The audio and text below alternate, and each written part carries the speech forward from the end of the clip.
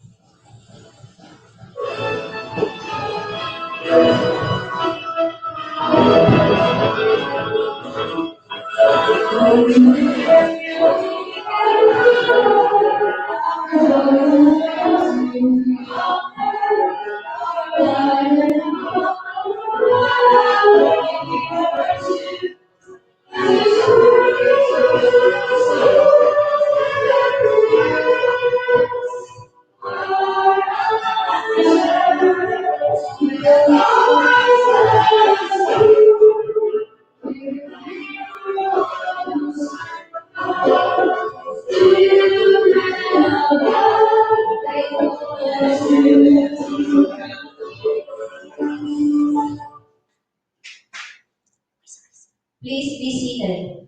Once again, good afternoon. We humbly request all the viewers of this web learning series to stay tuned and share this live stream to all the Patrocinians. To deliver us her welcome remarks, we have the chairperson of the elementary department, Ms. Emilia O. Anorico.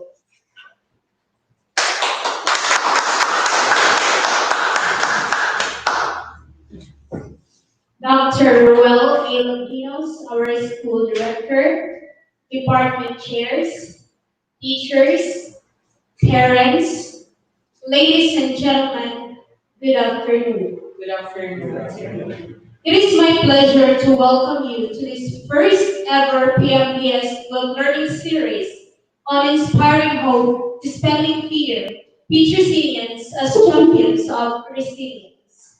Many of you are now in the comforts of your homes, and we are pleased to have you participating in our PMDS Web Learning via YouTube.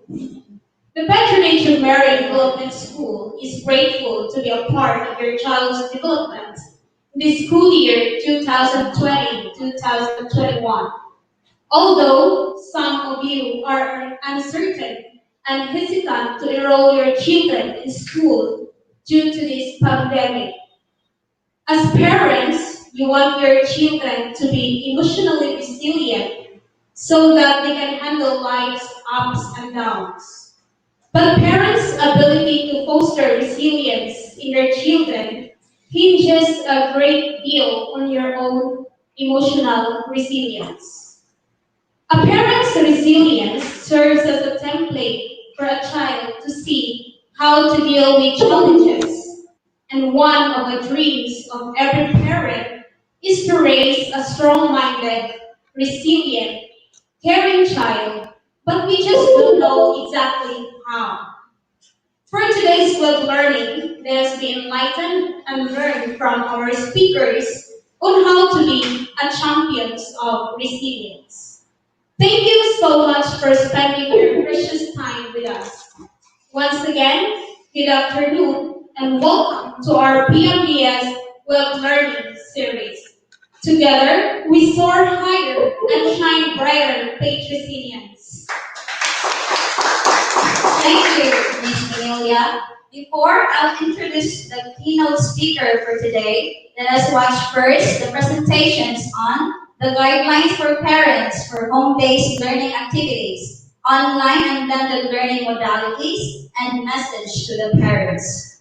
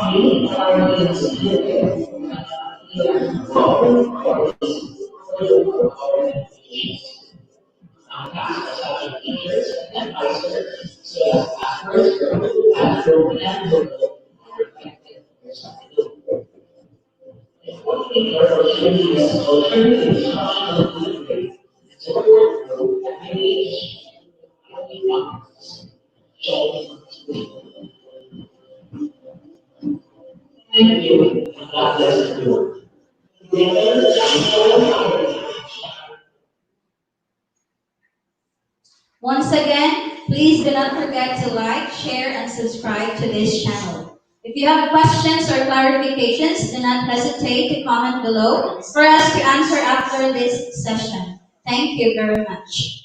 At this point in time, let me introduce to you the keynote speaker who is going to talk about Pmds, Parents as Champions of Resilience. She is a graduate with a degree of Bachelor of Science in Commerce, major in Management at the University of San Jose Recoletos last March 1986. Former member of the USJR, Adelante Dance Troupe. Former Secretary to the Personal Officer of the Department of Agriculture, Regional Office Number 7, from July 7, 1987 to November 1992. Former Customer Relations Officer in the corporate world of the Cebu ASEAN Motors Corporation from January 1993 to January 1998, and Trans Auto Sales Corporation from February 1999 to April 2001. Former Sangguniang Bayan member, Municipality of Bolhoan from 2013 to 2016, and presently connected with Filipino hopes, Euterio Realty, as a real estate salesperson since September 2017 up to the present. A true-blooded Bolhoanon, a mother of 2 Patrocinians, a people person. Ladies and gentlemen, please join me in welcoming Mrs. Maria Teresa N. Alcala.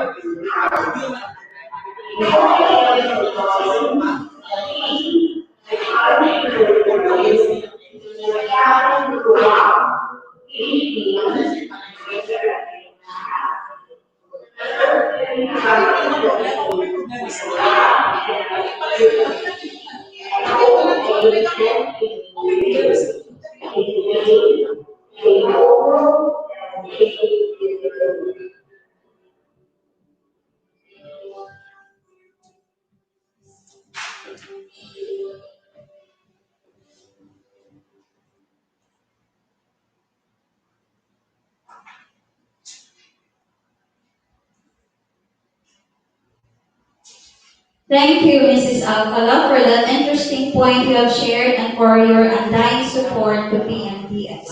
To introduce the web learning lecturer, may we call in the junior high school chairperson, Mr. Edgardo M. Cavasi Jr.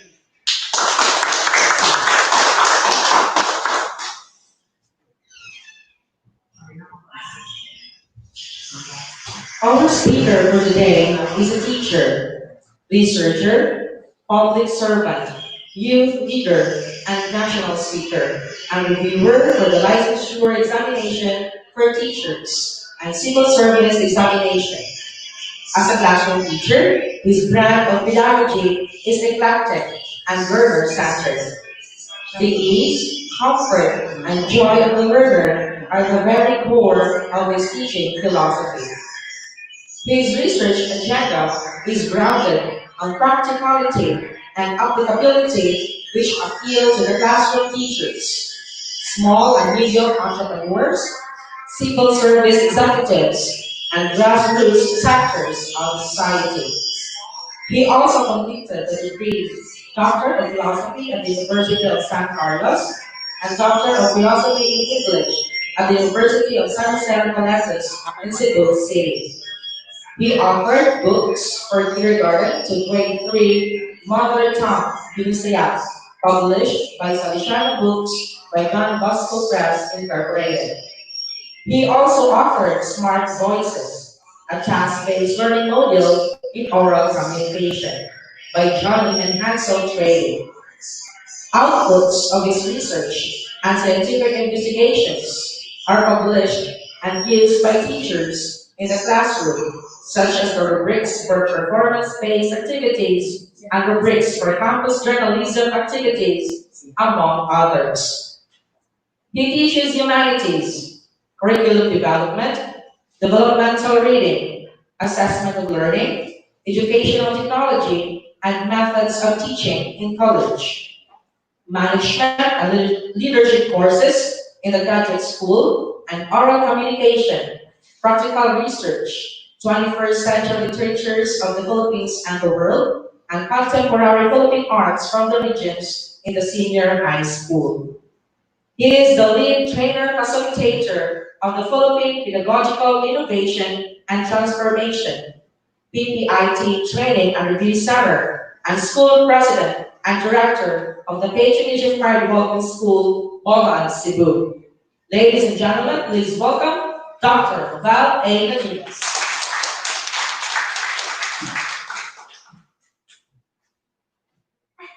To our parents watching us via live stream in represented by Mrs. Maria Teresa Alcala physically in school, our teachers at the same time guardians, our staff, and those who are our students, our Patrocinians who are watching us this afternoon. Good afternoon. Good afternoon. Most, if not all parents must have encountered a number of disasters and calamities, and probably family crises that have shaped your attitude and strengthened your character. For most of you who have a fair share of difficulties, probably have mastered a kind of approach that minimizes the impact of these challenges in your life. Somehow you have developed resilience brought about by the many difficulties and problems you hurdle in life. The COVID-19 pandemic is just one of the many challenges that we have experienced in our lifetime. For the 36,000 Filipino COVID patients, their physical health are challenged, while the 8 million Filipinos lost their jobs during the mandatory community quarantine for the past 2 months. Reliable reads declare that this novel virus is here to stay. We are all bound to get it if we do not observe the health protocols imposed by our health authorities. It is a virus. It is just like the flu virus and all other viruses out there. Eventually, we will get it. Unfortunately, not everyone will survive due to having poor immune system and other underlying illness that they already suffer from. As they say, we cannot live in a bubble forever. If we are sick, we must stay home, washing our hands with soap or disinfecting with alcohol, observing physical distancing, and wearing masks in public places will now be part of our day-to-day routines. No matter how religious we are in observing these protocols, this virus will still be here tomorrow and years from now. Therefore, we have to live with it. What really is killing us right now is fear. Our anxiety levels are high and making our immune system become low. If we will not face this hard truth, depression and anxiety will go up further, and we will not only face one or two crises, we will be facing more. According to Cindy Min and Isabel Howe, mental health crisis is looming in the horizon. The first wave of crisis affected our physical health, the second, economic. Now we come to the third wave of crisis, mental health. Our system is still ill-prepared despite the many cases we had even before this pandemic. Prior disasters have already triggered rising mental challenge and greater inequalities, especially among young children. Given that mental well-being is a core pillar of effective learning, we feel an ever greater sense of urgency regarding the need for investments in mental health solutions. According to the 2015 data from Global Burden of Diseases study, suicide rates in the Philippines are up to 1.9 for females and 5.8 for males, and 3.8 for both sexes for every 100,000 of the general population. Data from the same study in 2016 sheds light upon our mental health problems. We have close to 9 million prevalent cases of mental, neurological, and substance use disorders, and 3.3 million of which are anxiety disorder, and 2.6 are depression, or 2.6 million are depression. Of the 1,879 suicide deaths in the Philippines, 28.79 are between 15 to 24 years old among males, followed by 35 to 54 years old at 28.36%. Among the females, 570 suicide deaths were recorded, with 38.8% were between ages 15 to 24, followed by 35.21 years old at 25.79%. This World Health Organization report in 2011 provided us a scenario that males are more prone to mental health problems compared to females. In both sexes, younger populations suffer more anxiety and depression that led to suicide deaths, which are between 16 to 24, 15 to 24 years old. Depression is a common illness worldwide, with more than 264 million people affected.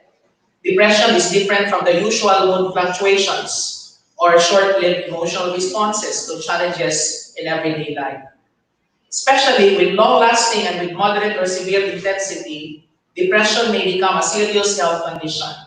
It can cause the affected person to suffer greatly and function poorly at work, at school, and in the family. At its worst, depression can lead to suicide. Although there are no effective treatments for mental disorders, between 76% and 85% of people in low and middle income countries receive no treatment for this disorder. Barriers to effective care include the lack of resources, lack of trained healthcare providers, and social stigma associated with mental disorder. Another barrier to effective care is inaccurate assessment. In countries in all income levels, people who are depressed are often not correctly diagnosed, and others who do not have the disorder are too often misdiagnosed and prescribed antidepressants. The COVID-19 pandemic and the nationwide lockdown in force since March 24 are taking a toll on our mental health, triggering new issues while exacerbating the existing according to mental health experts. For example, during the first 74 days of the lockdown, 1,227 people, or 17 people a day across Nepal have ended their own lives, compared to 5,785 in all of last year. Doctors say the lockdown has brought changes to the lives of people as they live in fear of contracting COVID-19. People are interacting with each other far less than usual. Many have lost their jobs, struggling to pay their loans. An overall increase in economic burden is leading to rise in anxiety, stress, and depression. According to Dr. Gautam, the Executive Director of Transcultural Psychosocial Organization, this could be just the beginning of a lot of people who are under a lot of stress. In some cases, even minor issues have serious consequences. The other week, a 12-year-old boy in Kirtipur, Nepal attempted to kill himself following an argument with his father, who was angry about him playing video games and watching television all the time. The boy was confined at the Nepal Mental Hospital. The boy was then in critical condition and is currently recuperating. The self-light among our children who are locked in their homes are developing a certain amount of stress in which most parents fail to notice them. Locking down children at home poses threats to their physical and psychosocial health. Parents, therefore, should not be afraid to enroll their children in school amidst this crisis. Failure to do so is depriving them of their human rights to education on top of mental health risks that children are prone to. The United Nations Education, Scientific and Cultural Organization, or the UNESCO, declared the need for children to continuously learn and acquire a good education even in the midst of crisis. Getting education means that they are going to school and they are learning at the same time. Education is a right for children. It is a right that also it helps enjoy other rights. Education is a tool for empowerment, a means to promote children's rights and can provide them with the necessary skills to have the best possible life. Quality education must be available for every child without any discrimination and respecting their dignity, no matter who they are, regardless of their race, gender, or disability, if they are in detention, or they are in refugee camps, or even if they are in their homes during the lockdown or quarantine. Therefore, in the midst of this pandemic, continuity in education does not only uphold the rights of children, but also an effective way to address the mental crisis experienced by young people today. Our schools are in operation now, conducting enrollment, reaching out to students. We're trying to impress upon the young people that everything is fine, and we are instilling in them the sense of normalcy. We are also inspiring in them hope and equipping them with courage, tenacity, and perseverance to face the current challenges and realities of life. Therefore, the Department of Education in the Republic of the Philippines adopted the Basic Education Learning Continuity Plan for school year 2020-2021 in the light of the COVID-19 public health emergency or the DepEd Order number 12 series of 2020. This plan stands on the following principles. First, protect the health, safety, and well-being of learners, teachers, and personnel and prevent the further transmission of COVID-19. Ensuring learning continuity through K-12 curriculum adjustments, alignment of learning materials, deployment of multiple learning deliveries or modalities, provision of corresponding training for teachers and school leaders, and proper orientation of parents or guardians of learners. Facilitate the safe return of teaching and non-teaching personnel and learners to workplaces and schools, taking into consideration the scenarios projected by the Department of Health and the Interagency Task Force for the Management of Emerging Infectious Diseases in the Philippines, or the IATF, complemented by other credible sources and balanced with DepEd's own risk assessments. Be sensitive to equity considerations and concerns and endeavor to address them the best we can. Link and bridge the BLCP to DepEd's pivot to quality and into the future of education under the framework of sulong edukalidad and futures thinking and education. As for the patronage of Parent Development School, our own learning continuity plan covers the following key strategies. One, teachers and student safety and health and well-being. We are also recalibrating curricular and assessment priorities, redesigning the learning environment, enacting flexible learning options, empowering families for home-based learning, and leading for resilience and innovation. With the parent support and cooperation, we are strengthening a community that inspires hope among the children and the youth. Let us not be the cause nor the source of fear.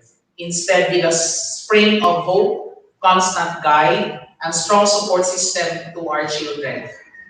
A popular movie back in 1997 for me best illustrates a parent who is a model of resilience. In 1939, Jewish Italian Guido Orefice comes to Arezzo, Italy, ultimately to open a bookstore. In the meantime, he will work as a waiter at a hotel restaurant where his uncle Eliseo is the maitre d'. In town, he meets a school teacher named Dora, who he calls Princess and who comes from a wealthy Italian family. For him, it's love at first sight. Despite she already being in a relationship with another man, Guido ultimately sweeps her feet off. They get married and have a son named Yussi. On Yussi's fifth birthday, World War II is in full force. Since they are Jewish, the Germans take away Guido, Eliseo, and Giso to a labor camp. Wanting to be with her family, Dora insists she be taken too, but she is housed in the women's side of the camp. To protect Giso from the horror of what is happening to them, Guido tells him that they are playing a game. Certain actions of gamer points, other actions will take points away or disqualify one of the game, or disqualified from the game. The first to reach 1,000 points wins the prize of a real tank. Guido's primary goal is to keep Yusu safe at all costs without learning or knowing that they are in the middle of war, while he tries to figure out a way to get his family out of the camp and keep the Germans at bay from learning what he is doing with Yusu. Guido maintains this story right after the end when, In the chaos of shutting down the camp as the Allied forces approach, he tells his son to stay in the box until every day has left, this being the final task as his. Guido goes to find Dora, but he is caught by a German soldier. An officer makes the decision to execute Guido, who is led off by the soldier.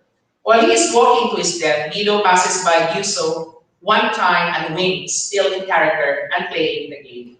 Guido is then shot and left dead in an alleyway. The next morning, Yuso emerges from the sweet box just as the US Army, led by Sherman tank, arrives and the camp is liberated.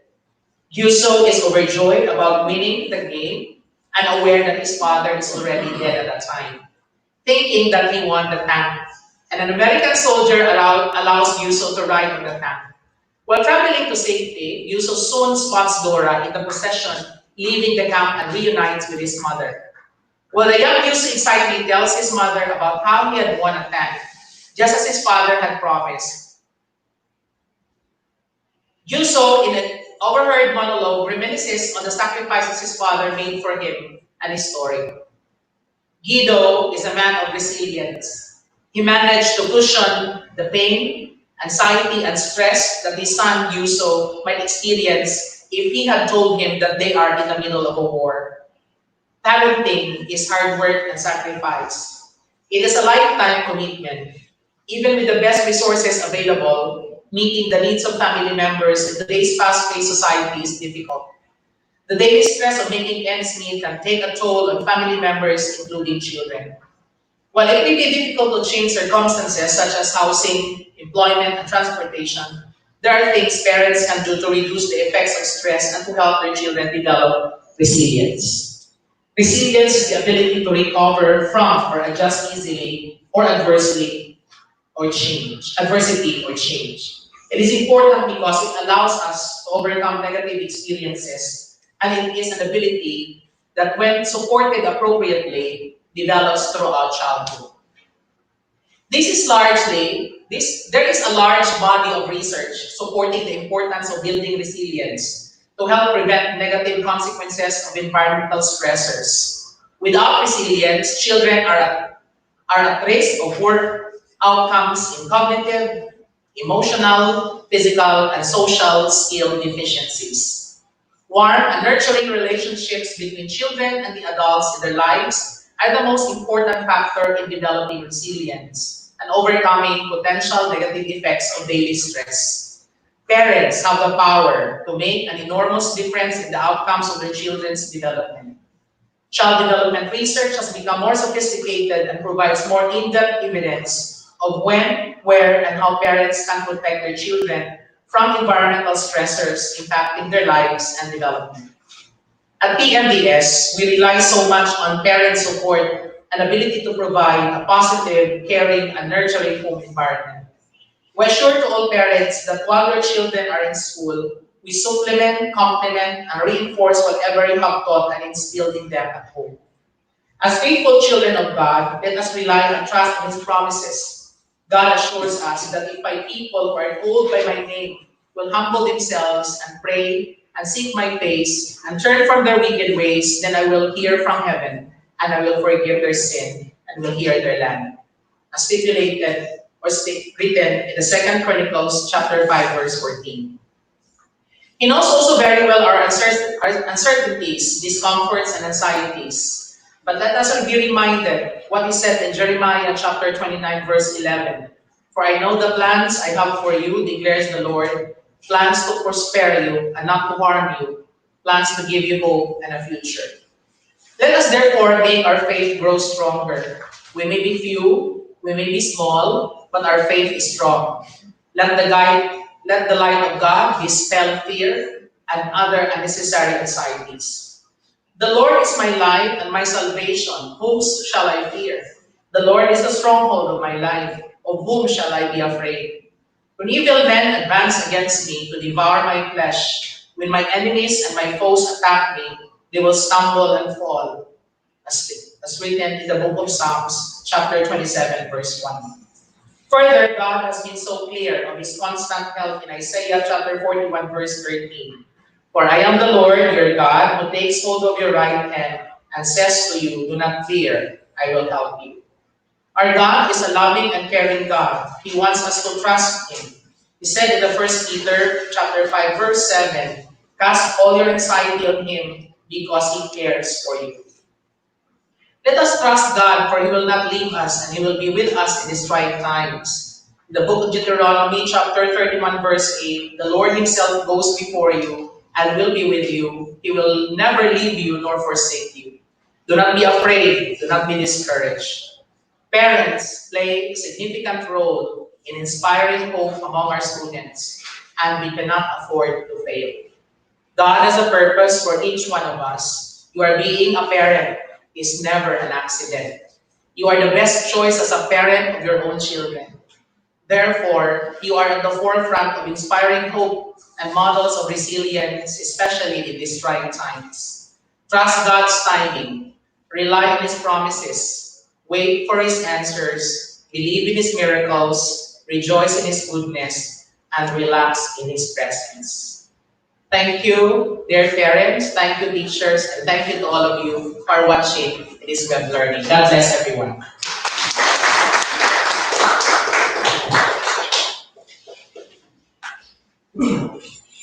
Thank you so much, Dr. Ruel, for an enlightening and motivating presentation, which is very relevant in this time of distress.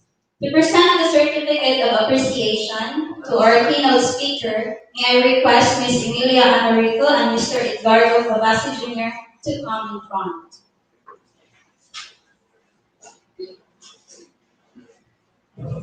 This certificate of appreciation is presented to Maria Teresa N. Alcala in recognition of her time and expertise as keynote speaker in inspiring hope, dispelling fear, Patrocinians as champions of resilience. Held on June 30, 2020 at the St. Joseph Building, Patrocinians Development School, Oloan, Cebu. Given this 30th day of June 2020, Patronage of Mary Development School, Poblacion, Boloan, Cebu. Signed, Ruel A. Loquinas, School Director.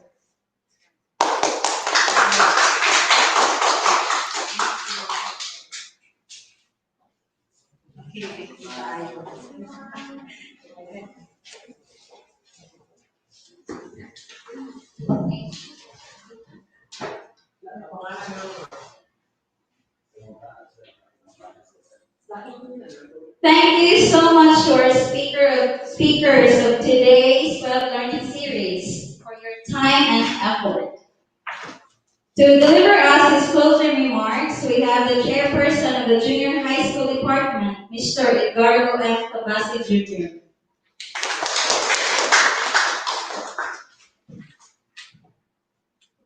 To our school director and principal, Dr. Will A. Leminas, to our parent representative, Mrs. Maria Teresa M. Alcala, to the department chairpersons, to my fellow teachers, friends, ladies and gentlemen, good afternoon. Hope is being able to see that there is light despite of all the darkness. In the book of Jeremiah, chapter 29, verse 11, for I know the plans I have for you, declares the Lord. Plans to prosper you and not to harm you. Plans to give you hope and a future. This Bible verse gives us inner strength to bounce back quickly from the difficulties we are facing right now. Hope is a powerful reality. It inspires us to do the impossible and helps us carry on during difficult times. Hope can come in many different shapes and forms. In our learning session today, Pmds parents as champions of resilience. Parents play a great role in motivating their children to inspire hope and to dispel fear.